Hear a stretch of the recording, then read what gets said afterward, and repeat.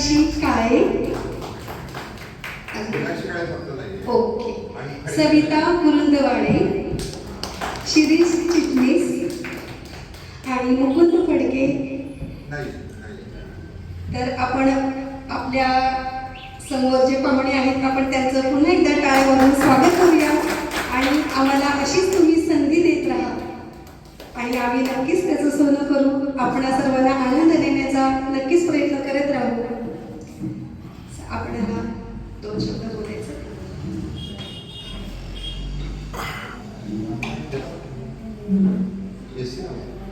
Direct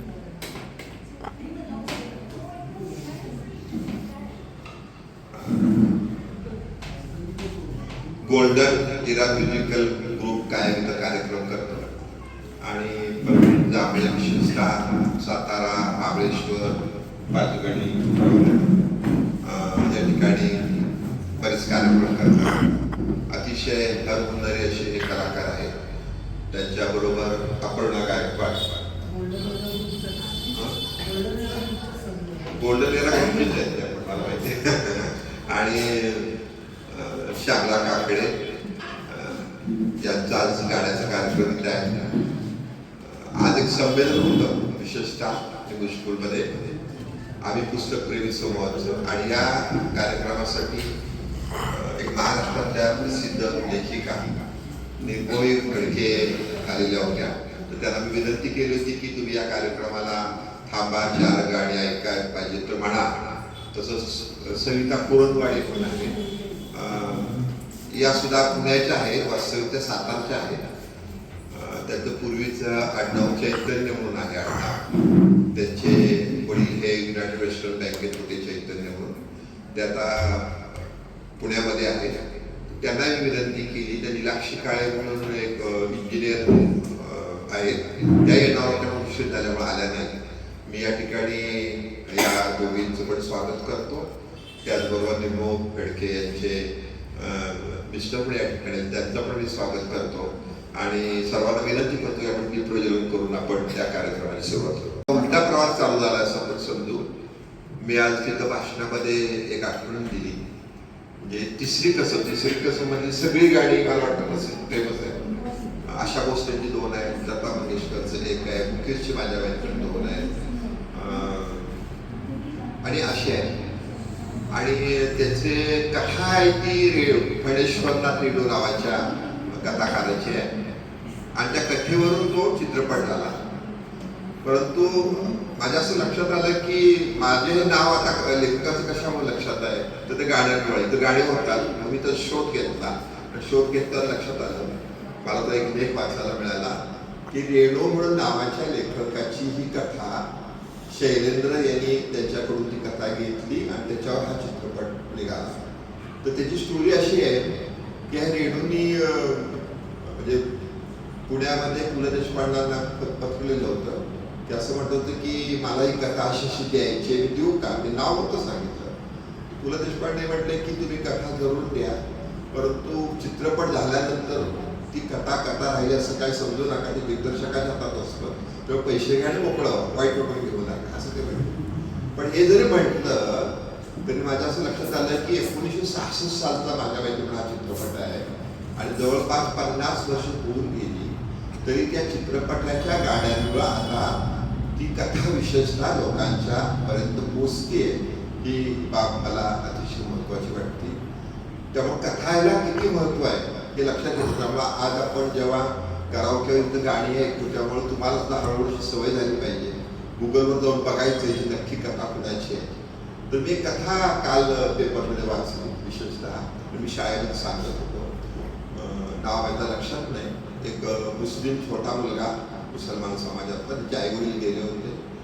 आजी त्याची होती. आजीने त्याचं पालन पोषण केलं आणि ईदच्या दिवशी आजीने त्याला पैसे दिले होते त्या मुलाला आणि सांगितलं होतं की ही प्रेमचंदची कथा आहे. प्रेमचंद देशामधले प्रसिद्ध हिंदी लेखक आहेत, त्यांची कथा.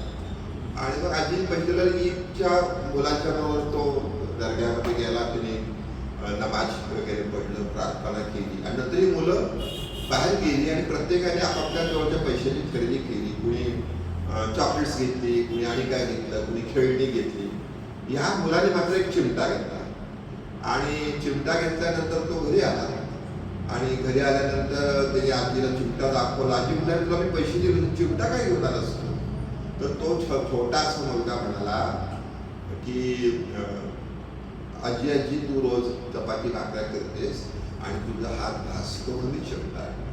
म्हणजे कथेची ताकद किती असते तुम्ही समजून घ्या. आणि पूर्वीचे सगळे चित्रपट अशा पद्धतीचेच आहेत.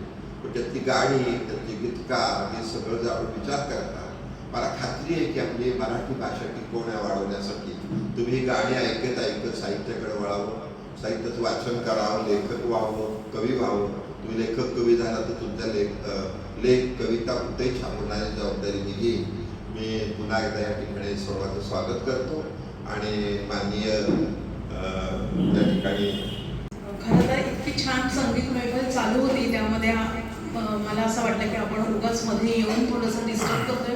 कारण गायकाची एक तल्लीनता लागलेली असते, एक समाधी लागलेली असते आणि त्यामध्ये आपण पुन्हा गद्य काहीतरी घुसडवणं असंच म्हणायला हवं. तर पण इलाज नाही, कार्यक्रम असाच त्यांनी आखला. आम्हाला तिकडनं यायला थोडासा उशीर झाला. ह्या सभागृहामध्ये मे महिन्यामध्ये 2 कार्यक्रम मी केले होते आणि त्यासाठी सातारकरांनी आणि अर्थातच शिरीषरांनी बरंच आम्हाला सहाय्य केलं. गोल्डन इरा दीपलक्ष्मीनी ॲक्च्युली आम्हाला सहाय्य केलं. आणि आत्ता गोल्डन इराचं मला नाव कळलं की तुमचा जो ग्रुप आहे तर खरोखरच गोल्डन इरा जो आपला संगीताचा आहे, चित्रपट संगीताचा, साधारण आपण त्याला म्हणू की 50 ते 70-75 पर्यंतचा जो सुवर्ण काळ आहे संगीताचा, चित्रपट संगीताचा, तो आजही आपण ह्या आमची पिढी आणि आमच्या नंतरची पिढी सुद्धा अजूनही पुन्हा पुन्हा ते ऐकते, गाते. हीच त्याची ताकद आहे. आता जे तिसरी कसमचं उदाहरण त्यांनी दिलं ती गाणी म्हणा किंवा इतरही सगळी गाणी अजूनही सगळ्या ह्या वेगवेगळ्या इव्हेंट्स किंवा कार्यक्रम जे होतात त्यामध्ये होत असतात. नृत्यही ती सादर केली जातात, गाणीही ती म्हटली जातात. आणि आता ह्या अशा प्रकारच्या ज्याला आपण म्हणू की एक प्रकारे हे कृत्रिम बुद्धिमत्तेचंच एक प्रॉडक्ट आहे की कराओके आणि त्याच्यावरती मग आपल्याला आपण आपले सूर मिसळवायचे. हा जो तंत्रज्ञान आणि कला यांचा जो एक अनोखा संगम आपण इथे पाहतो, अनुभवतो, तर त्यातून सुद्धा मला असं वाटतं की ही जी पुढे छोटी 2 मला छोट्या दिसतात पुढच्या पिढीच्या आलेल्या, तर त्यांना काहीतरी एक प्रेरणा मिळेल. तुम्ही दोघी गाता का? आवडतं तुम्हाला? तुम्ही आला तिकडे त्यामुळे तुम्हाला विचारते. शिकणार आहे ना गाणं? आवडतं ना गाणं ऐकायला? तर ही ताकद आहे. संगीत हा आत्मा आहे आपल्या जगण्याचा आणि त्याला त्या आत्म्यापर्यंत आपल्या आत्म्याने पोहोचणं ही एक साधना असते. मग ती तुम्ही कोणत्याही प्रकारे करा. तंत्रज्ञानाचं तुम्ही त्याची मदत घ्या किंवा स्वतःच्याच एका तल्लीनतेमध्ये गात राहा. संगीत आपल्याला त्या एका आत्म्यापर्यंत, परमात्म्यापर्यंत पोहोचण्यासाठी मदत करतं. आणि या ज्या संख्येने तुम्ही आज इथे उपस्थित आहात त्यातूनच समजतं, लक्षात येत आहे की संगीताची ताकद आजही आपल्या भारतीय जनमानसामध्ये किती रुजलेली आहे. सगळ्या संगीतप्रेमींना खूप खूप शुभेच्छा आणि दोन्ही कलाकारांचं मी कौतुक करते. आल्यावरती गाणी ऐकली खूप आवडली. सुरात आहात, गात नाही मी, पण आम्ही कानसेन आहोत तेवढं समजतं की हे सुरात आहे चालू, जे काही समोर चालू आहे ते. तुमचं खूप खूप अभिनंदन. धन्यवाद. नमस्कार.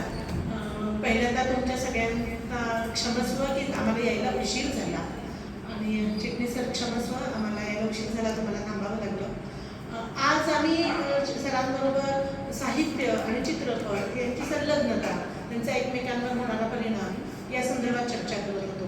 बरेचसे चित्रपट असे त्यावेळेस नावं आली की ज्यांच्यातून त्यांच्या कथा, गाणी, त्यातले कन्सेप्ट, त्याच्यातली निर्मिती, निसर्ग, त्याचा साहित्याचा वापर केलेला आहे किंवा साहित्यातल्या गोष्टी चित्रपटात घेतलेल्या आहेत किंवा व्हाईस वर्सा, दोन्ही गोष्टी केलेल्या आहेत. तर आपण जेव्हा चित्रपटातली गाणी ऐकतो तेव्हा जसं आता सर म्हटले की कुणी ती गाणी गायलेली आहे, चित्रपट कोणता, त्याच्यातनं काय कन्सेप्ट आहे त्याची, ती कथा कुणी लिहिलेली आहे, इथपर्यंत आपण जर गेलो तर आपण त्याच्याशी एक अटॅचमेंट तयार होते. नवीन चित्रपटांपेक्षा जुने चित्रपट आपल्याला अधिक भावतात कारण की त्याच्यातून आपल्याला काहीतरी सतत मिळत गेलेलं आहे. मला असं वाटतं की आपण इथं हा गोल्डन हिराचा जो ग्रुप आहे, आपण गाणी गातो. मला त्याचे रिलेटिव्स पण आलेले, त्यांची मुलगी आलेली, नणंदबाई आलेली. इतकं सुंदर हा ग्रुप आहे. तर या सगळ्या ग्रुप बरोबर आपण जेव्हा ऐकत असतो, मलाही गाता येत नाही, पण मी असं म्हणत नाही की मला गाता येत नाही. आम्ही मुके गायक आहोत. आम्हाला गाणं समजतं, आवडतं, त्यातले भाव समजतात आणि ते आतपर्यंत झिरपतात. ही सगळ्यात महत्त्वाची गोष्ट आहे. त्याहीपेक्षा महत्त्वाची गोष्ट गाणाऱ्यांचं प्रचंड कौतुक वाटतं आणि ती महफिल सजवतात. मला नेहमीच असं वाटलं की आपल्याला थोडं जरी गातं, कुठेही जावा, कुठल्याही पिकनिकला, कार्यक्रमात, समारंभात हीच लोक भाव खाऊ